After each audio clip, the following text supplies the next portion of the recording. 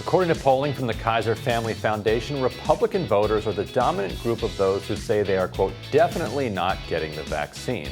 Partisanship has become one of the single strongest predictors of vaccination status, and research also shows vaccinated Americans are growing tired of being put at risk and potentially forced into more restrictive measures.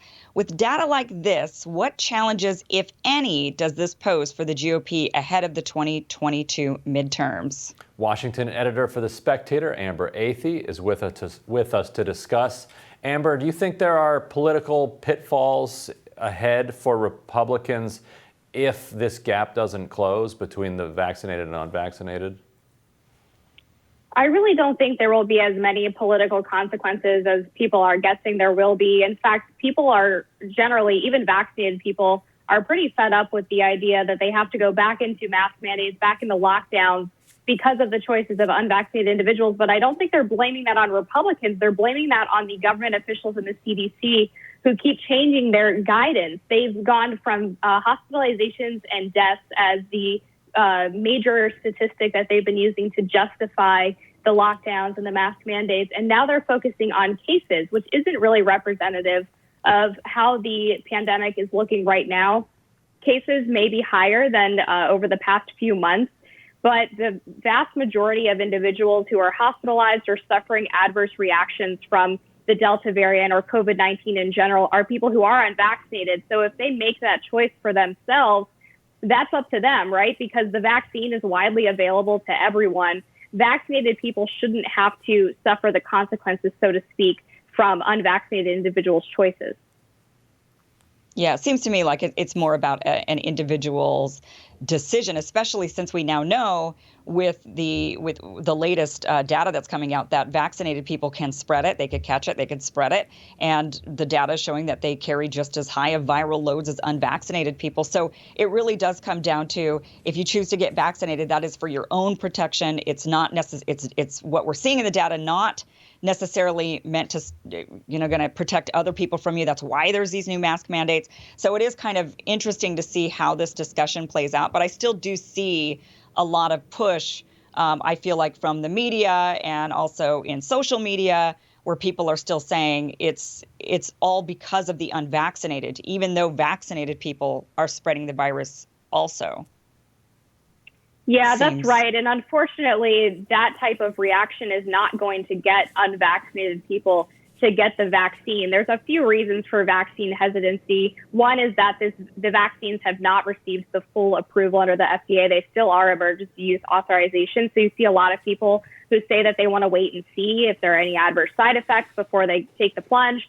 There are other individuals who just have an independent streak, and they are annoyed, frankly, at the fact that some companies, major corporations, are mandating vaccines, so they're going to resist getting it for that reason. And then there are other people who are, of course, quite disturbed by the fact that many of the incentives for getting a vaccine have been taken away from them, such as not having to wear a mask indoors or being able to go to concerts, being able to go to sporting events.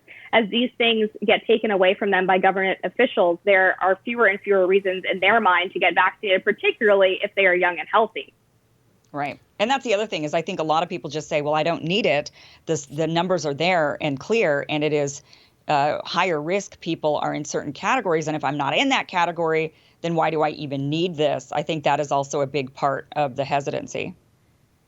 Sure. I mean, if you're someone who is overweight or someone who is older age or someone who has pre-existing health conditions that are known to interact poorly with COVID-19, then you're probably someone who should get the vaccine if you're hesitant. But if you're young, if you're healthy, if you're in good shape, then you might say, yeah, I'm going to wait and see what happens. I know a lot of women my age, for example, are concerned about potential effects on long-term fertility or effects on children who are born after they have the vaccine. And the reality is that there just isn't good data on that yet. That's not to say that there's proof that anything will happen to women's fertility, but because these studies were done over the course of a year and not longer term, that's just something that, some young women are going to want to wait and see. Mm-hmm. Republican lawmakers are amping up pushback on renewed coronavirus restrictions in certain areas as the Delta variant spreads throughout the country. Dr. Anthony Fauci responded to pushback against mask requirements, individual rights. Let's take a look. The fact is, there are things that are individual responsibilities that one has, and there are things that have to do with you individually, which also impact others. And get the spread of infection that we're seeing now, the surge in cases, John, is impacting everyone in the country. So although you want to respect a person's individual right, when you're dealing with a public health situation, and we are, in fact, in a very serious public health challenge here with a pandemic, with a virus that has an extraordinary capability of spreading rapidly and efficiently from person to person.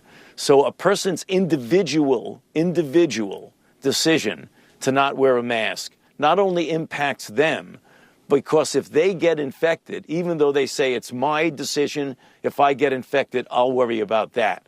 But the fact is, if you get infected, even if you are without symptoms, you very well may infect another person. Amber, is the elephant in the room here, cue conspiracy theorists? How much of a driver of vaccine hesitancy do you think that segment of the population is, which I think is much larger than a lot of people want to acknowledge? Gosh, I really don't know. I haven't spoken to anyone who's not getting the vaccine because they read something on QAnon. I tend to think that most Americans are smart enough to make decisions about their own health. And Dr. Fauci, once again, is obfuscating the point here. He's focused on a surge in cases. Well, guess what? If you are vaccinated and you get COVID-19, the risk of you ending up in the hospital is about 1.1%. And the risk of you dying is about, or rather, I should say, of the people who are in the hospital with COVID-19, only 0.8% of those who die from the virus are vaccinated. So this is an individual choice. If you're unvaccinated, you understand that you are at much higher risk for hospitalization and death. And if you are vaccinated, you understand that the virus is going to be much more milder and much more akin to a common cold. Right, although it does, still lead to some spread. And what do you make of the argument that, okay, it's an individual choice in this sense that you're more likely to die, if you don't get vaccinated, but you're also going to prolong a pandemic, which is going to necessarily lead to more deaths and is going to also create a much bigger petri dish in which this virus can continue to evolve and potentially evolve into a place that ends up killing even more people. And so, if the argument is that, your freedom to swing your fist ends at my nose, you're actually hitting a lot of people in the face by not getting vaccinated.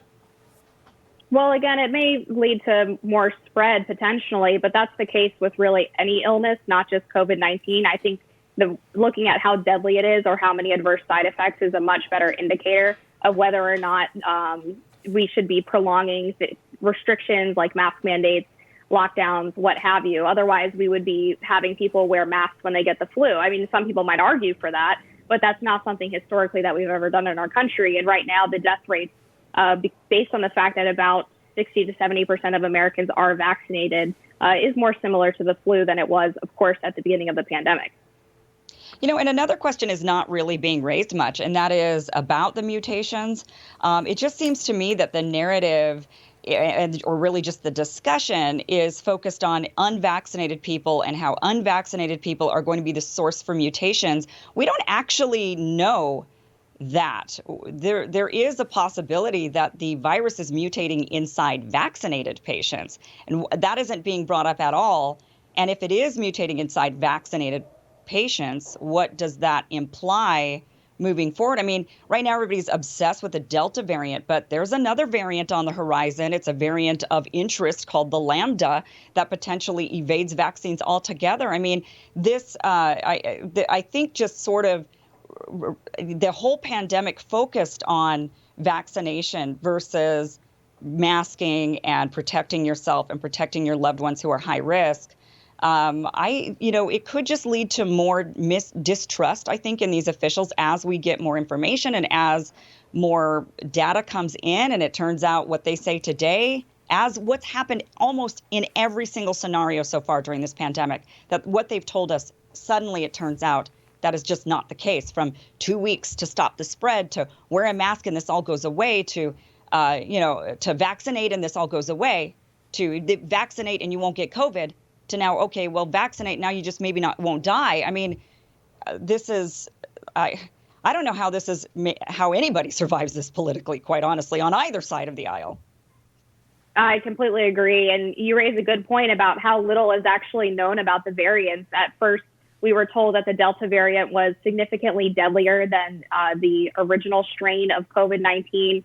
Now it looks like it's more contagious, but perhaps not as deadly, or at least not more deadly. And so when we have the science constantly changing like this, it's really hard to keep up. It makes people more distrustful of public health officials. And when they see the goalposts constantly moving on what they're supposed to do in order to be able to go back to normal, it seems like we're going to be stuck in a forever pandemic, because if the goal is to get down to 0 cases or 0 hospitalizations, unfortunately, with new strains coming out, that's never going to happen. And you're never going to get 100% of the U.S. population to get the vaccine. So really, we're talking about prolonging this perhaps indefinitely. Not to mention 300,000 people are born every day. So we've got new people every day, that become eligible, that, get to an age where they're eligible for the vaccine. I mean, a lot of people. So we also have to keep that in mind. Yeah, and we'll have to leave it there. But Amber, thank you so much for joining us. You bet. Thanks. And we'll have more Rising for you right after this.